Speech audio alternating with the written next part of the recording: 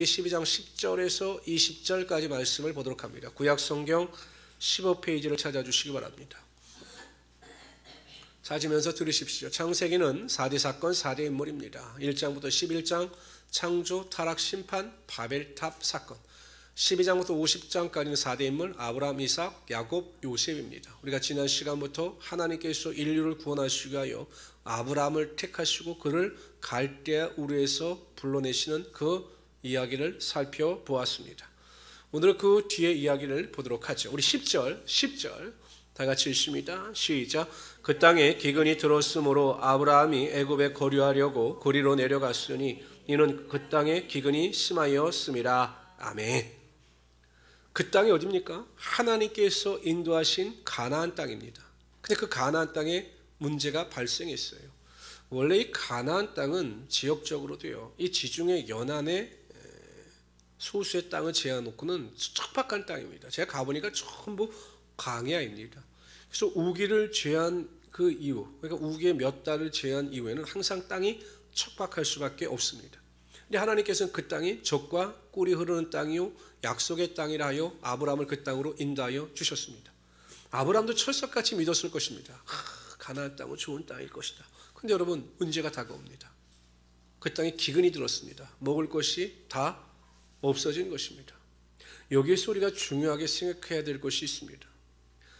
성도라고 해서 하나님의 인도하심을 쫓아 살아가는 성도의 삶이라고 해서 항상 푸른 초장과 쉴 만한 물가만이 보장되어지는 것은 아니라는 사실입니다.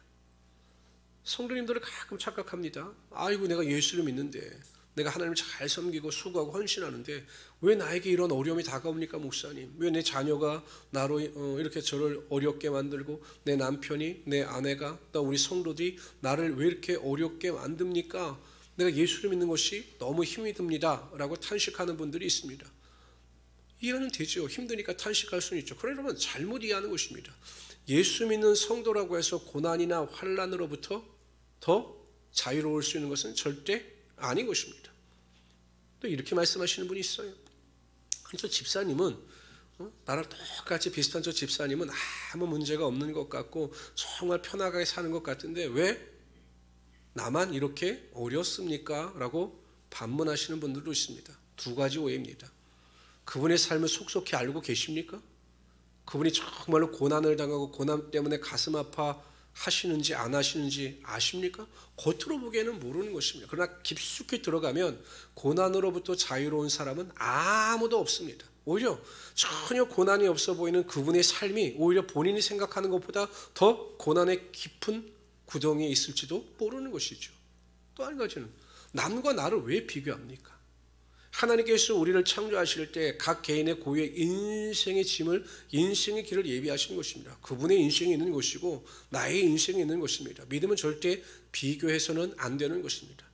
오히려 베드로 전서에 보면 베드로는요, 이 신약에서 고난을 다루고 고난의 문제를 신학적으로 다루고 있는 성경이 베드로 전서입니다. 그 당시에 소아시아 교회 복음으로 인하여 고통을 당하는 자들을 위로하기 위해서 기록한 것이 베드로 전서거든요. 거기에 보면 뭐라고 이야기하느냐? 불시험을 당하는 것을 이상하게 생각하지 말라라는 것입니다. 고난을 당하고 시험을 당하는 것을 이상하게 생각하지 말라. 오히려 그리스도를 위하여 고난을 받는 것을 오히려 큰 영광으로 알아야 한다라고 말씀하고 있습니다. 그러므로 성도 여러분, 우리의 삶에 우리가 알지 못하고 이해하지 못하는 고난이 수시로 중첩되어 찾아올 것입니다. 이상하게 생각하지 마십시오. 오히려 그 고난을 통해서 하나님께서 이루고자 하시는 하나님의 뜻이 있습니다. 오늘 본문에도 보면 이 기근을 통해서 하나님께서 아브라함에게 원하시는 것이 있었어요. 그런데 아브라함은 그 뜻을 분별하지 못하고 자신의 생각대로 행하다가 어려움을 당하고 마는 것입니다. 기근이 다가오자 아브라함이 온갖 데이터와 자료를 가지고 어떻게 하면 이 가나안의 위기로부터 벗어날 수 있을까라고 생각하다가 어떤 결론을 내리냐? 애굽으로 가자. 굿. 애굽으로 가자. 그래서 애굽으로 떠나갑니다. 어찌 보면 가장 지혜롭고 현명한 판단이었을지 모릅니다. 그러나 한 가지가 빠졌습니다. 우리 성도님들은 다 딱 눈치를 채셨을 것입니다. 무엇이 빠졌습니까? 네? 무엇이 빠졌어요? 돈이 빠졌습니까? 사람이 빠졌습니까? 기도가 빠졌습니까? 자신 있게 돈, 사람, 기도. 그렇죠. 똑똑하십니다. 기도가 빠졌어요. 어려움이 다가왔을 때 아브라함이 하나님 앞에 무릎을 꿇고 기도하며 이 고난을 어떻게 이기는 것이 하나님의 뜻입니까? 라고 하나님의 인도하심을 구했으면 하나님께서 애굽으로 가라 하시든지 아니면 우리가 후에 보면 이삭처럼 이 땅에 머물라 하실지 하나님께서 그 뜻을 분명히 알려주실 것입니다. 그런데 아브라함은 전혀 하나님께 기도하지 않고 자신의 생각대로 자신의 뜻대로 애굽으로 결정을 내리고 맙니다. 근데 여러분 한 가지 이상한 점이 있어요. 하나님이 아브라함을 갈대아 우르에서 이끌어내실 때 아브라함이 하나님께 기도하고 하나님의 뜻을 물어서 하나님께서 갈대아 우르로 이끄신 것이 아니라 하나님의 작정대로 아브라함에게 나타나셔서 갈대아 우르로 이끄셨거든요. 그렇다면 분명히 하나님께서 그 가나안 땅에 기근이 들었을 때도 하나님의 강권적인 역사를 통해서 나타나시고 떠나라 내가 인도할 것이다 라고 충분히 말씀하실 수도 있었을 텐데 왜 하나님께서 그때는 아브라함에게 나타나시지 않았느냐라는 것입니다. 왜 그러셨을까요? 정답은 우리가 잘 알고 있는 하나님의 마음입니다. 하나님 마음. 그런데 이렇게 생각해 볼 수 있어요. 지금까지는 하나님의 주권적인 역사와 인도하심을 통해서 모든 것을 하나님께서 아브라함에게 알아서 다 마련해 주셨거든요. 이제는 아브라함 스스로 하나님을 의지하는 법을 알고자 원하셨던 것입니다. 이제는 이 정도 어려움이 다가오면 아브라함 이제 네 스스로 이 문제를 어떻게 해결해야 될지 나에게 묻고 나의 인도함을 받는 것이 맞아 라고 하나님께서 아브라함에게 원하셨던 것으로 보입니다. 그래서 하나님께서 전혀 아브라함이 결정하여 애굽으로 내려갈 때까지 하나님은 어떠한 개입도 하지 않으셨던 것입니다. 사울 왕의 위협을 피해서 다윗이 도망갈 데가 없으니까 블레셋 땅으로 도망갑니다. 그랬더니 블레셋 땅 아기스 왕이 다윗을 좋게 여겨서 시글락이라고 하는 성 하나를 머물 수 있도록 내어줍니다. 그래서 그 아기스 왕, 블레셋 아기스 왕은 이 다윗을 엄청 신임했어요. 그런데 문제가 발생합니다. 이 블레셋하고 이스라엘 민족, 남유다하고 전쟁이 벌어진 것입니다. 아기스 왕은 다윗이 자신의 편이라고 생각하여 이스라엘 민족을 치는데 다윗이 전쟁에 동참하기를 요구합니다. 다윗은 난처하죠. 자신이 아무리 그래도 이스라엘을 칠 수는 없었거든요. 그래도 오해를 받지 않기 위해서 전쟁에 참석합니다. 그런데 하나님께서 도우셔요. 누굴 어떻게 도우시냐? 블레셋 왕 아기스를 제외한 나머지의 방백들이 다윗을 믿지 못하는 겁니다. 만약 우리가 공격하다가 다윗이 마음이 변하여 우리를 뒤에서 공격하면 우리가 피할 것이 뻔하기 때문에 그냥 다윗을 돌려 보내십시오 라고 이야기합니다. 그러니까 오히려 난처하게 된 것이 아기스 왕이에요. 그래서 아기스 왕이 오히려 눈치를 보고 다윗에게 이야기하니까 또 다윗이 막 의기양양하여 나를 도대체 왜 믿지 못하느냐 아주 그냥 연기도 참 잘합니다. 그냥 가면 되는데 참 연기도 잘해요. 그리고 와보니 큰일이 벌어진 겁니다. 아말렉 군대가 시글락 성이 비었다는 소식을 듣고 들어와서 아이와 부녀자를 다 납치하여 성을 공격하고 떠난 것이에요. 거의 남자들이 실성했습니다. 실성. 그래서 어떻게 하냐면 다윗을 돌로 쳐 죽이려고 했어요. 다 당신 때문이라고 우리 부인과 아내들이 이렇게 된 게 당신 때문에 당신이 판단을 잘못해서 이렇게 되는 것에서 막 그걸 해하려고 했습니다. 얼마나 억울합니까? 물에 빠진 사람 건져냈더니 보따리 내놓으라고 하는 거죠. 그래서 다윗이 그 상황 가운데 당황하지 않아요. 우리 같으면 가자! 아말렉 군대를 바로 쫓아가자! 라고 할 텐데 그 순간에도 다윗은 하나님 앞에 무릎 꿇고 하나님의 뜻을 묻습니다. 하나님, 내가 아말렉 군대를 쫓아가는 것이 맞습니까? 라고 묻습니다. 그래서 하나님께서 응답하셔요. 가라! 내가 그들을 내 손에 붙일 것이다. 하나님의 인도하심과 약속을 믿고 나아갈 때 다윗이 큰 승리를 거두게 되고 그 부녀와 자와 아이들을 데리고 시글락성으로 돌아올 수 있게 되었던 것입니다. 성도 여러분, 요즘에 바느질들 하시나요? 바느질들 하시나요? 안 하죠? 지금 생각해보면 저도 초등학교 때도 실과 시간에 그 바느질을 배웠던 것 같아요. 바늘 이렇게 껴가지고 남자들도 이렇게 바늘. 중학교 때 기술 시간에도 이렇게 배웠던 것 같아요. 근데 요즘 바느질을 배우지 않죠. 아무리 바느질이 급하다고 해도 그 바늘 몸통에 바늘 허리에 실을 묶어서 바느질을 하는 어리석은 사람은 없어요. 아무리 찢어진 부위가 급해도 항상 바늘기에 정확하게 실을 꿰어서 바느질을 해야 그 바느질이 온전해질 수가 있는 것입니다. 아무리 내가 생각하기에 이 일이 급박하고 긴급한 일이라 할지라도 기도하지 않고 그 일을 행할 때 항상 실패와 낙심만이 다가올 뿐인 것입니다. 그래서 우리 성도들은 결심하세요. 이 세상에 기도보다 더 긴급한 것은 없다. 무슨 일이 일어나든지 간에 나는 항상 먼저 기도하고 움직이고 실천하겠다라고 결단하시기를 바랍니다. 이 세상에 아무리 중요해도 기도하는 것보다 중요한 것은 없습니다.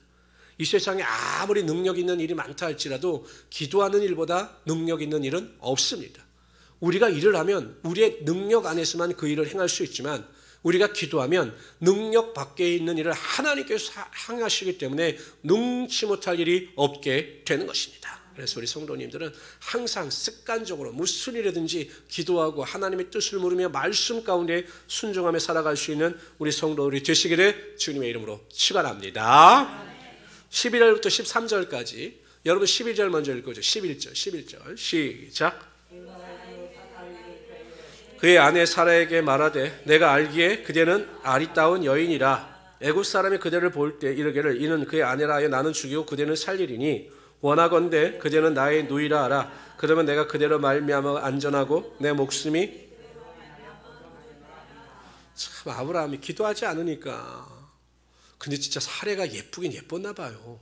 그렇죠? 얼마나 아름다웠으면 그러니까 이 미인을 아내로 둔 사람들은 참 고민이 많을 것 같아요. 저는 마음이 평안합니다. 항상 마음이 평안합니다. 마음이. 저도 두렵습니다. 어쨌든지 간에 큰일 났네요. 말을 잘못해서. 하나님의 도우심을 구하지 않고 행하는 일에는 항상 문제가 발생하게 되어 있는 것입니다. 저는 사례라고 하는 여인도 대단할 것 같아요. 남편이 그러라고 한다고 또 알겠습니다. 주님 이렇게 말하는 사례나 똑같죠. 그러니까 부부는 똑같아요. 근데 여러분 아브라함의 문제점이 무엇인가 한번 생각해 보세요. 아직 일어나지도 않을 일을 미리 염려하고 걱정하여 그 대책을 세우고 있다는 것입니다. 자신의 아내로 인하여 자신이 죽을지도 모른다라고 하는 극단의 상황을 설정해 놓고 그 일에 대해서 대처하고 있는 것입니다. 사람들은 이 세상을 살아가면서 쓸데없는 걱정과 염려에 사로잡혀 사는 사람들이 굉장히 많습니다. 요즘에 보면 건강 염려증, 조금만 머리가 아프면 내 뇌에 종양이 있는 거 아닌가? 뭐 위가 소화가 내 암이 있는 거 아닌가? 이렇게 걱정 염려증에 빠져 사는 사람들이 굉장히 많습니다. 요즘에 보면 그래서 요즘에 가장 성행하는 그 사업 중에 하나가 이 보험. 엄청나게 이 보험법이 잘 되고 있다고 합니다. 직장에 들어간 지 얼마 안 되는 청년이 명퇴를 걱정합니다. 명퇴. 내가 언제 명퇴를 해야 되나 걱정해요. 신생아를 출산해 놓고 애기 엄마를 신방을 갔더니 아이고 우리 아이가 입시 때 고생할 텐데 어떡할지 모르겠어요. 별 걱정을 다 하는 거죠. 옛날 말 중에 틀린 말이 하나도 없어요. 걱정도 팔자예요. 팔자. 하지 않아도 될 걱정, 염려를 본인 스스로 함으로 자신의 인생을 본인 스스로 고달프게 하는 것입니다. 저는 그래서 이런 분들을 소설가라고 이야기를 합니다. 신앙의 소설가. 일어나지도 않을 일들은 자신의 나름대로 막 소설을 써서 내리는 결론은 항상 부정적입니다. 그래서 염려하고 걱정하고 많은 것이죠. 근데 여러분 왜 일어나지도 않은 일에 대해서 우리가 염려하고 걱정하느냐? 한 가지밖에 없어요. 하나님을 의지하지 않고 내가 하려고 하기 때문에 내 생각과 경험 안에서 내 삶을 판단하기 때문에 항상 걱정과 염려가 있는 것이죠. 하나님께 딱 맡기고 하나님을 의지하게 되면 전지전능하신 하나님께서 모든 것을 예비하시고 모든 것을 채워주시는데 우리 생각대로 우리의 경험대로 우리의 능력 안에서 모든 것을 생각하고 판단하니 염려와 불안과 두려움밖에 없는 것입니다. 여러분 생각해 보세요. 우리의 능력대로 할 수 있는 일이 얼마나 되겠습니까? 저는 자녀를 양육하면서 그거를 굉장히 많이 느낍니다. 자녀조차도 내 힘대로 되지 않아요.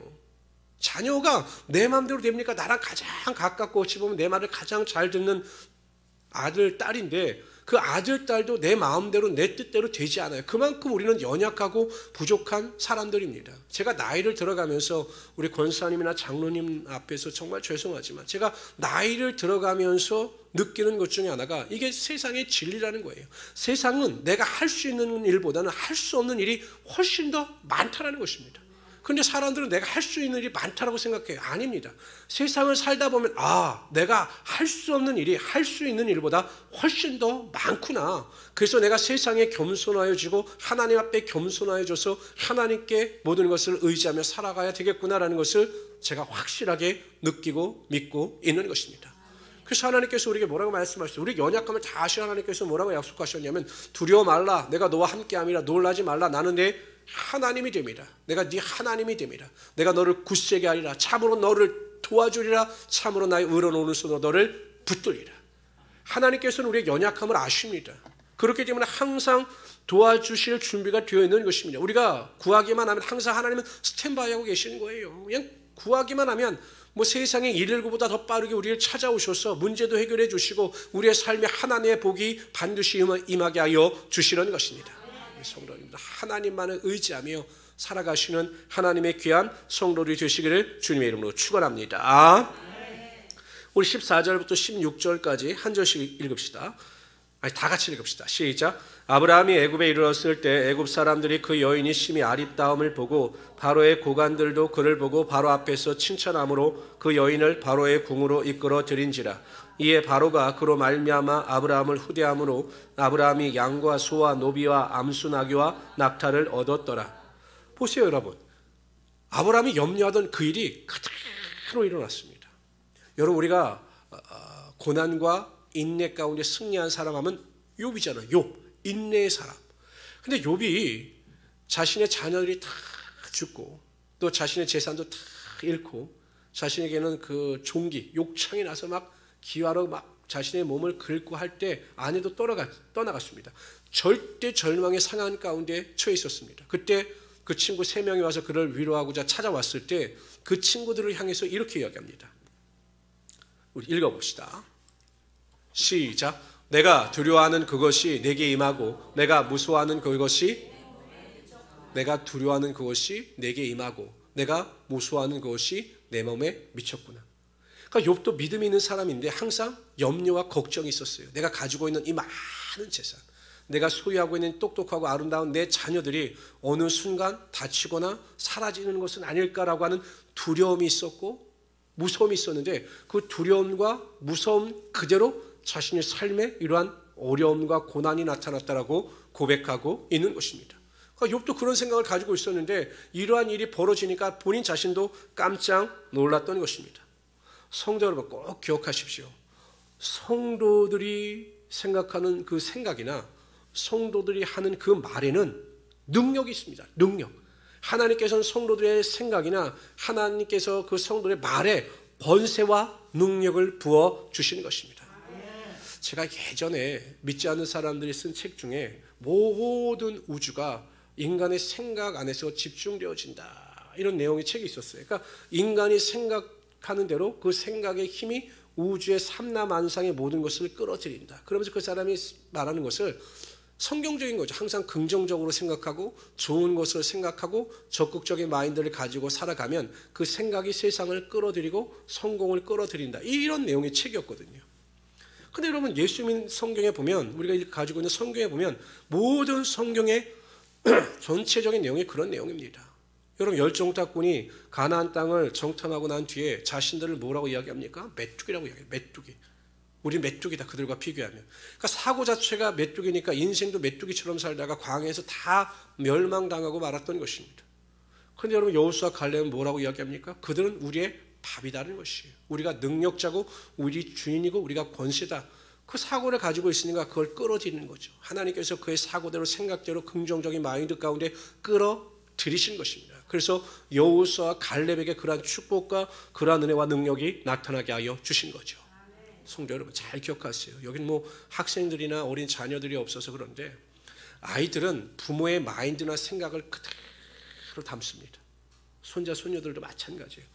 부모가 어떠한 생각과 어떠한 마인드를 가지고 살아가느냐가 굉장히 중요합니다. 저는 곰곰이 생각해보면 저희 부모님들에게 감사했던 것 중에 하나가 굉장히 저에게 자존감을 높여주셨어요. 자존감. 제가 이렇게 곰곰이 지금 생각해보면 굉장히 제가 자존감이 높았습니다. 제가 학교를 서울로 전학 갔을 때도 그 동네가 굉장히 잘 사는 동네였어요. 우리 재산이 2억 할 때 거기는 평균 자산이 50억이었어요. 50억. 근데 저는 전혀 그러한 곳에 대해서 주눅 들지 않았습니다. 이상하게 주눅이 들지 않았어요. 항상 자신감을 가지고 내가 마음만 먹으면 모든 것을 할 수 있다. 믿었을 테니까 그런 자신감을 가지고 살았습니다. 참 그게 감사했던 것 같아요. 근데 우리 아이들을 보니까 우리 아이들이요. 정말 이런 말씀은 죄송하지만 개뿔도 없는데 엄청난 자존감이 있어요. 왜 그런가 생각해 보면 부모가 쓰는 말이나 부모들이 생각하는 그 마인드대로 아이들도 어렸을 때부터 그것을 계속 습득하여 나감으로 긍정적인 생각과 긍정적인 말과 마음을 가지고 살아가게 되더라는 것입니다. 그래서 부모가 무엇을 어떻게 생각하느냐, 어떠한 말을 하느냐가 자녀들에게 끼치는 영향력이 대단합니다. 절대 부정적인 생각하지 마세요. 죽겠다라는 말 절대 하지 마시고, 탄식의 말도 하지 마시고, 너는 해봤자 안 된다 이런 말도 하지 마시고, 항상 믿음의 능력을 가지고 견고하여 긍정적인 생각과 긍정적인 말, 적극적인 생각과 적극적인 말을 통해서 하나님의 능력을 경험하며 살아가는 우리 성도들 되시기를 주님의 이름으로 축원합니다. 그리고 제가 요즘에 드는 생각 중에 하나, 우리 권사님들 절대로 죽겠다 하시는 말씀 하지 마세요. 하나님, 우리 장로님도 하나님 천국이 좋으니 저를 빨리 데려가십시오. 근데 그런 분을 다 데려가시더라고요. 내가 보니까 다 데려가셔. 우리 목사님 사모님도 아주 입에 달고 하시는 분이 있었어요. 아이고 목사님 나는 천국이 좋아요. 나 빨리 천국 가고 싶어요. 그랬더니 그분 정말 데려가셨습니다. 요즘에 제 주변에서 하나님께서 데려가시는 분들 보면 아이고 가고 싶습니다. 나는 천국 가고 싶습니다. 이런 분들을 선별해서 데려가시더라고요. 물론 천국 가는 거 정말 좋습니다. 우리의 소망은 천국에 있어요. 그래서 제가 분명히 말씀드렸죠. 사명을 다 이루시고 그 사명이 완전히 완성된 다음에 120살 때 올라가시길 바랍니다. 여러분 기도하실 때 어떻게 기도하시니? 하나님, 제가 행복한 우리 순복음교회를 위해서 열심히 헌신하고 수고하고 기도의 분량, 사명의 분량을 채운 다음에 120세가 되어서 천국에 올라가게 하여 주십시오. 며느리가 싫어해도 120살까지 살겠습니다. 이렇게 기도하시고 항상 입술을 긍정적으로 고백하며 살아가시는 우리 성도님이 되시기를 주님의 이름으로 축원합니다. 우리 17절부터 20절까지 우리 다 같이 읽도록 하죠. 시작. 사례의 일로 바로 그 집에 큰 재앙을 내리신지라. 바로가 아브라함을 불러 이르되 내가 어찌하여 나에게 이렇게 행하였느냐? 내가 어찌하여 그를 네 아내라고 내게 말하지 아니하였느냐? 내가 어찌 그를 누이라 하여 내가 그를 데려다가 아내를 삼게 하였느냐? 내 아내가 여기 있으니 이제 데려가라 하고 바로가 그 사람들에게 그의 일을 명하매 그들이 그의 아내와 그의 모든 소유를. 여러분 제일 불쌍한 사람이 누굽니까? 바로요. 바로는 아무 잘못이 없어요. 아무 잘못이 없는데 아브라함의 거짓말로 인하여 큰 어려움을 경험하게 됩니다. 그런데 여러분 보세요. 아브라함이 실수를 합니다. 연약함으로 두려워하여 실수합니다. 고의적인 악은 아니었어요. 악한 자는 아니었어요. 연약하기 때문에 두려워하여 그러한 실수를 하는 겁니다. 죄는 아니에요. 실수입니다. 그런데 하나님께서 그 실수마저도 합력하여 선이 되게 하심으로 그에게 많은 노비와 양과 재물의 부유함을 허락하여 주셨던 거죠. 그러니까 여러분 우리가 정말 감사한 게 무엇이냐? 우리가 정말 하나님 앞에서 죄가 아닌 이상, 그러니까 죄라고 하는 것은 무엇이냐? 이게 죄라는 것을 알고도 범하는 건 진짜 악한 사람이에요.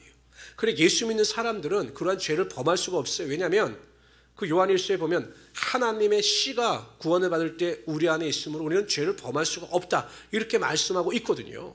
그 내가 이건 죄다, 이건 잘못된 거다 라는 것을 알면서 의도적으로 죄를 범하는 성도들은 없어요.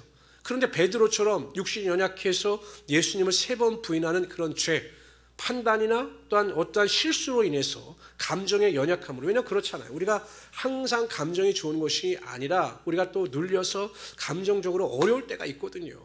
그럴 때는 목회자도 마찬가지죠. 가끔은 탄식이 나오거든요. 그 정도의 연약함은 하나님께서 다 용납하셔요. 그런데 정말로 감사한 것은 하나님은 우리의 실수조차도 하나님의 사랑으로 합력하여 선을 이루시는 하나님이 되신다라는 것입니다.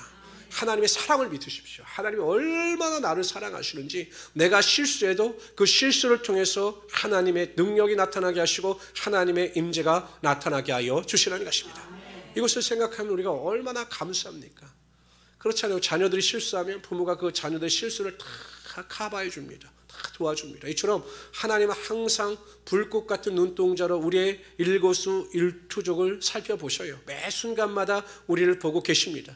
그래서 혹 실수하여 우리가 낙심하거나 실수하여 넘어지거나 쓰러질 때마다 하나님은 찾아오셔서 우리를 일으켜 세우시며 우리의 삶에 하늘의 권세와 능력이 나타나게 하여 주시라는 것입니다.